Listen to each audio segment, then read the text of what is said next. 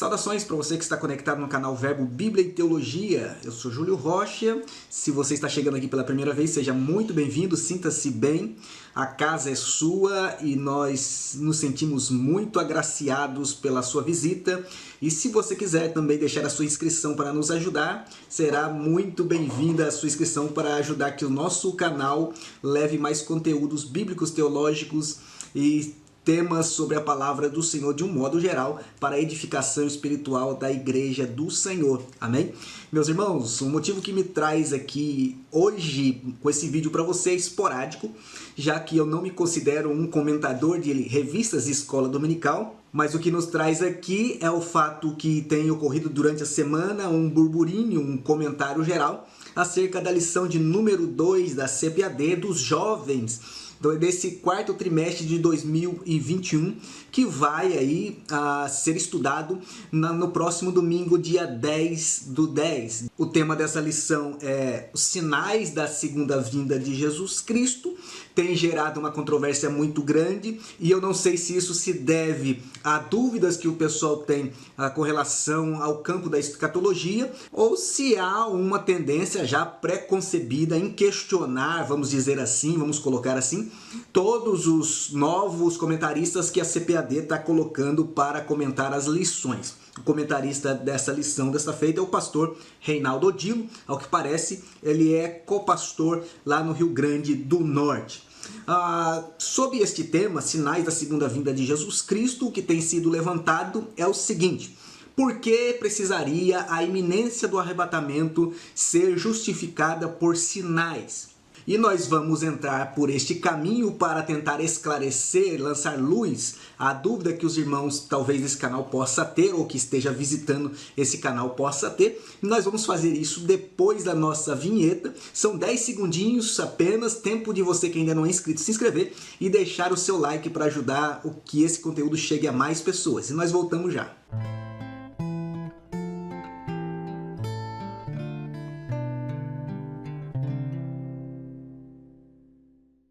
Bem, meus irmãos, de cara nós temos que observar 3 coisas importantíssimas. Primeiro, o tema. O tema fala de sinais, mas fala de sinais da vinda de Jesus Cristo.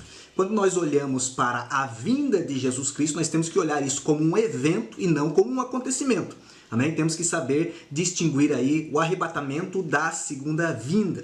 Amém? Essa é uma coisa, eu vou voltar nisso aqui já já. Segundo lugar, essa lição é uma preparação para uma lição que virá posteriormente, que é o arrebatamento da igreja. Então, lá no arrebatamento da igreja, no próximo domingo, na próxima lição, vai fazer os descritivos referentes ao arrebatamento da igreja, onde nós não encontramos a priori assim uma batida de olho, eu não encontrei problemas iminentes, vamos colocar assim, com relação a isso, ou relacionando-se a certos sinais que possam haver ou não haver motivo pelo qual está havendo esse burburinho todo. E em terceiro lugar, obviamente, não há um espaço hábil, irmãos, para tratar de todos os corolários pertinentes aos sinais da vinda de Jesus, o que é vinda, né? Fazer distinção entre eventos e acontecimentos. Enfim, dissecar todo o cronograma escatológico dentro de uma linha cronológica. Irmãos, é impossível fazer tudo isso aqui dentro de uma única lição, dentro de 40 minutos de aula.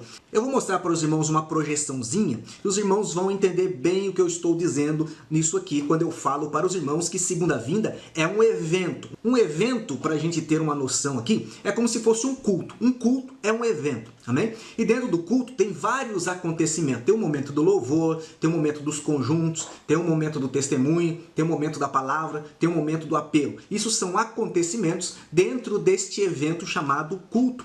Em linhas escatológicas, isso acontece exatamente igual. A segunda vinda de Cristo é um evento como a primeira vinda de Cristo foi um evento.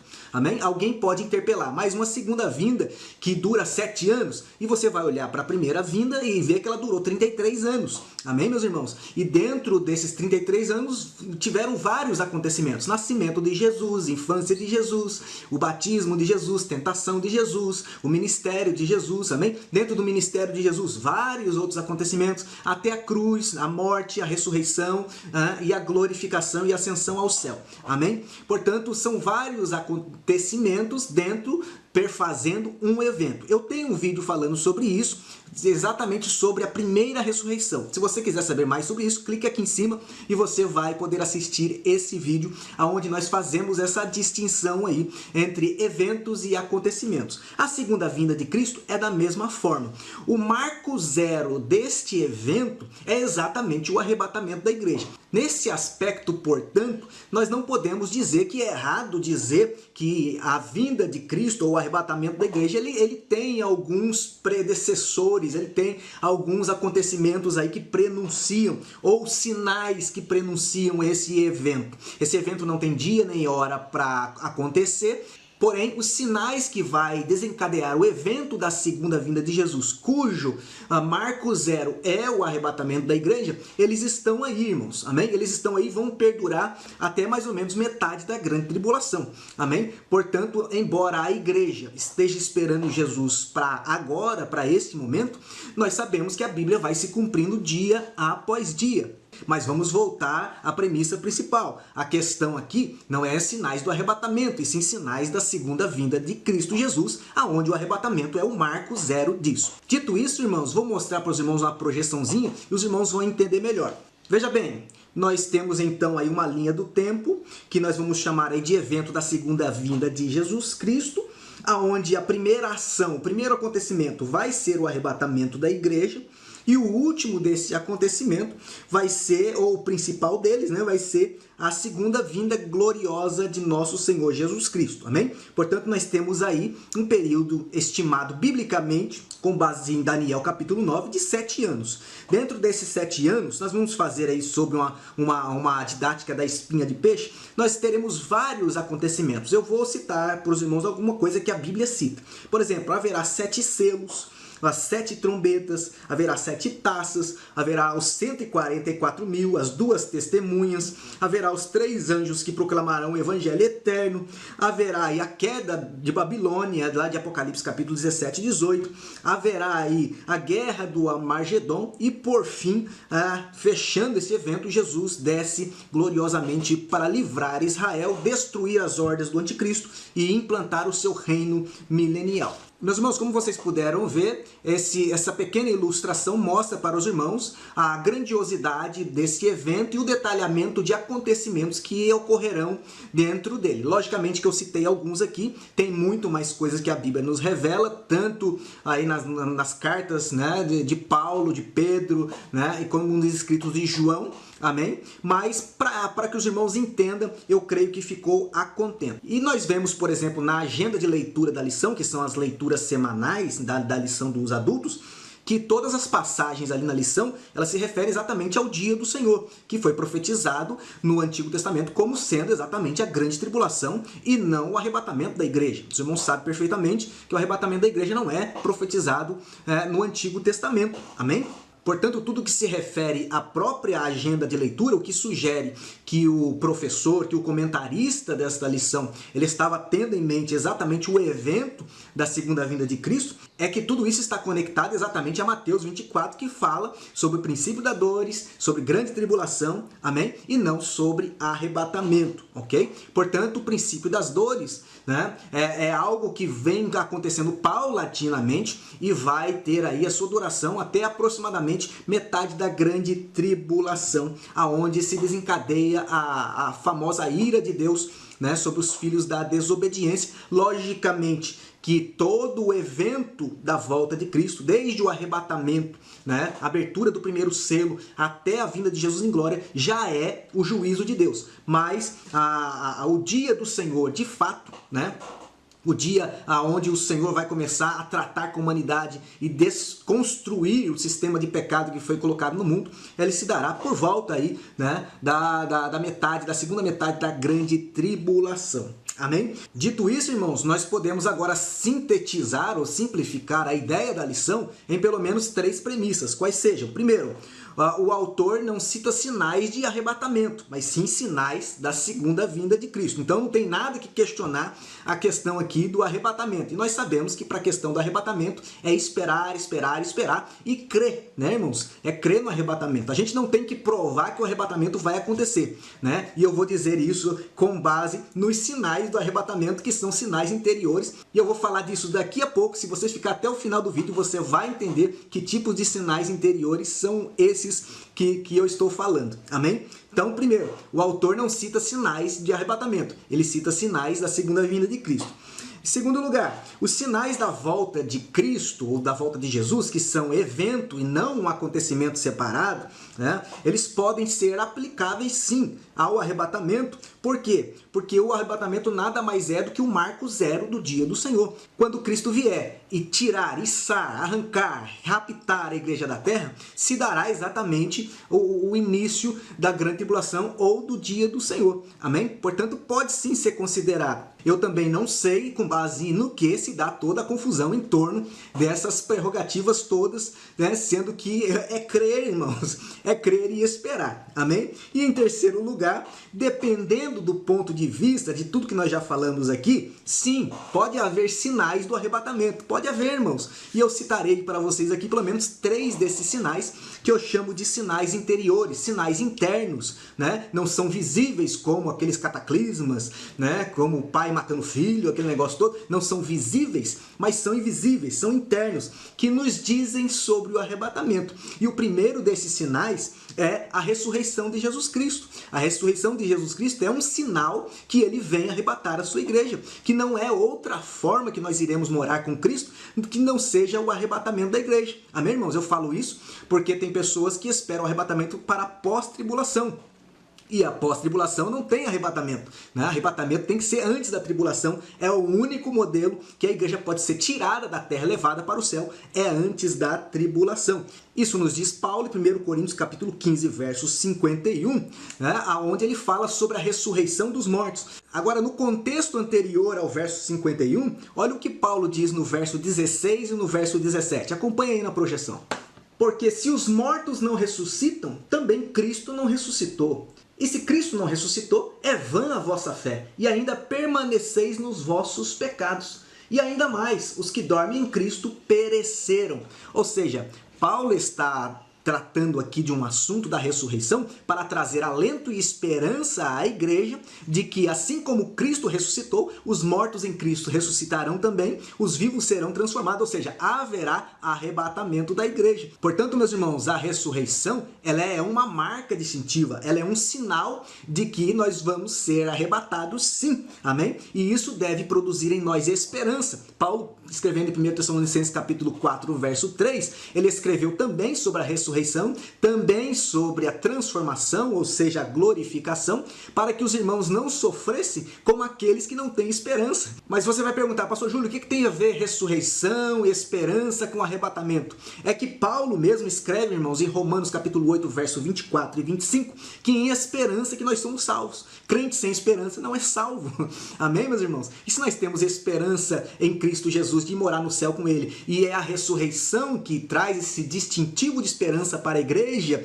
de que quer vivo, quer morto estaremos com o Senhor, porque seremos ou transformados ou ressuscitados, isso produz em nós uma esperança, um peso de glória muito excelente, como diz Paulo, amém? E em esperança que nós somos salvos, pois aquele que tem esperança, ele espera com paciência, amém, meus irmãos? Eu posso dizer isso com toda certeza que é um sinal do arrebatamento, porque tem pessoas hoje que não têm esperança da salvação, amém? E se não tem esperança da salvação, vai morar no céu como? Portanto, o crente que tem consciência da ressurreição dos mortos, da glorificação de todos os vivos, ele é um crente que tem um sinal latente do arrebatamento na sua vida, um testemunho interior na sua vida. Amém? Em segundo lugar, a promessa de Cristo é um sinal do arrebatamento. O crente fiel ao Senhor que aguarda o arrebatamento, embora ele não tenha que provar quando o arrebatamento vai acontecer, até porque não sabemos dia nem hora, ele tem como sinal da vinda do Senhor a promessa de Jesus. E a promessa está exatamente em João 14, verso 3. E quando eu for para o meu Pai, voltarei e vos receberei para mim mesmo, vos levarei para mim mesmo. Olha que interessante isso, porque o termo grego aqui é paralambano, né? É um verbo indicativo que está na voz média, né? No futuro, está classificado aí no futuro, né? Mas é um verbo que também é usado em Mateus 1:20, onde José é aconselhado a receber Maria por sua mulher. Então fala dessa recepção, fala de casamento, de união de corpos. É exatamente o que Cristo promete à sua igreja. Eu virei e vos receberei para mim mesmo, para que onde estiver, estejais vós também. E você vai perguntar, pastor Júlio, mas o que tem a ver a promessa de Cristo com o arrebatamento da igreja? Irmãos, é o sinal que nós precisamos para crer. Jesus nos fez a promessa, ele não é homem para que minta, amém? E nós esperamos. E você vai saber que é um sinal quando muitas pessoas hoje em dia já duvidam desta promessa de Jesus. Os corações já esfriaram, como nos informa Pedro na sua segunda epístola, capítulo 3, verso 4, que é onde diz o seguinte: sabendo primeiro isto, que nos últimos dias virão escarnecedores, andando segundo as suas próprias concupiscências e dizendo: onde está a promessa da sua vinda? Porque desde que os pais dormiram, todas as coisas permanecem como desde o princípio da criação. Portanto, os irmãos vejam que esses escarnecedores ditos por Pedro são pessoas que já negaram a fé. São pessoas que antes acreditavam na palavra dos primeiros pais, mas que agora já não acredita mais porque perceberam que o mundo é mundo desde que os pais dormiram e nada mudou. Portanto, segundo a perspectiva deles, pela lente pedrina, nada mais ia acontecer. Portanto, a promessa de Deus é também um sinal de que nós seremos arrebatados. É um testemunho interior do Espírito Santo em nós, que nós devemos esperar pelo arrebatamento da igreja. Em terceiro lugar, o terceiro sinal que eu diria para os irmãos sobre o arrebatamento da igreja, que a Bíblia nos fornece como testemunho interior, um sinal interno, vamos dizer assim, é a necessidade da vigilância, que a Bíblia também equipara em mesmo termo, em mesmo nível, à santificação. E nós temos em Hebreus capítulo 12, verso 14, a seguinte expressão: segui a paz com todos e a santificação, sem a qual quem? A paz ou a santificação? Sem a qual refere-se ao último substantivo, sem a qual a santificação ninguém verá o Senhor. Amém? Portanto, nós temos aqui na questão da santificação um distintivo, nós temos aqui um sinal muito forte de que nós devemos permanecer santos, permanecer vigilantes, porque do contrário, diz o escritor aos Hebreus, ninguém sem santificação vai ver o Senhor. Agora, interessante, meus irmãos, que esse verbo ver aqui é o horal, que é o mesmo usado em Hebreus capítulo 9, verso 28, onde diz que o Senhor Jesus aparecerá a segunda vez para os que o aguardam para a salvação.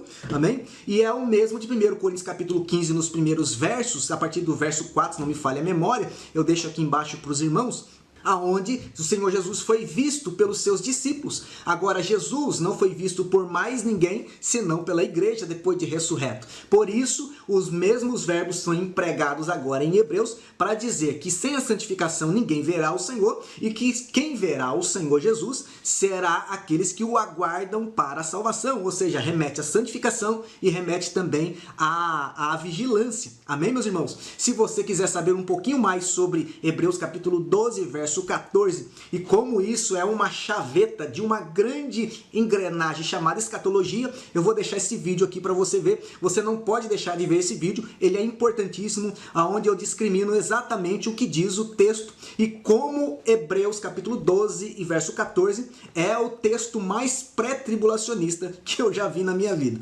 Amém, meus irmãos? E ainda dentro desta questão de vigilância, de santificação, isso é, irmãos, um imperativo doutrinário muito forte nas Escrituras. É o cerne, é a medula das Escrituras. Porque nada adianta, irmão, ser salvo, nada adianta ter dons espirituais se lá na frente perder a salvação. Amém? Portanto, meus irmãos, logicamente isso é um grande sinal. É um grande sinal para nós, haja vista que o próprio apóstolo Paulo falou que nos últimos tempos alguns apostatarão da fé. Se você não sabe, apostasia é o contrário, é o oposto da santificação. Assim como a santificação ela é progressiva, a apostasia também é progressiva. Assim como a santificação gera vida eterna, a apostasia gera morte eterna. Amém, irmãos? Portanto, um é o oposto do outro. E se a apostasia é um sinal dos últimos dias, é um sinal dos últimos tempos, é um prenúncio da volta de Jesus, logicamente que a santificação para nós é um sinal muito mais forte de que o arrebatamento da igreja é real. Portanto, é um sinal do arrebatamento da igreja. Se nós não tivermos santificados, Jesus vai vir da mesma forma. Amém, meus irmãos? Portanto, veja, não tem nada escrito sobre sinais do arrebatamento, mas no contexto bibliológico da coisa, podemos sim avalizar aquilo que foi falado na lição, amém? E os irmãos precisam compreender o que a Bíblia diz num todo, dentro da sua inspiração, dentro da sua plenaridade, antes de julgar qualquer coisa, antes de colocar mãos em pedras para citar qualquer coisa em relação àquilo que os irmãos acham ou pensam ou aprenderam como foi. O fato de eu pensar algo não quer dizer que aquilo é doutrina. Nós temos que ver o que de fato a Bíblia fala, e nesse campo eu creio que há uma fartura de evidências que nos mostram, mesmo o escritor não querendo dizer isso, né? Mas nós encontramos sim abertura para mostrar aos irmãos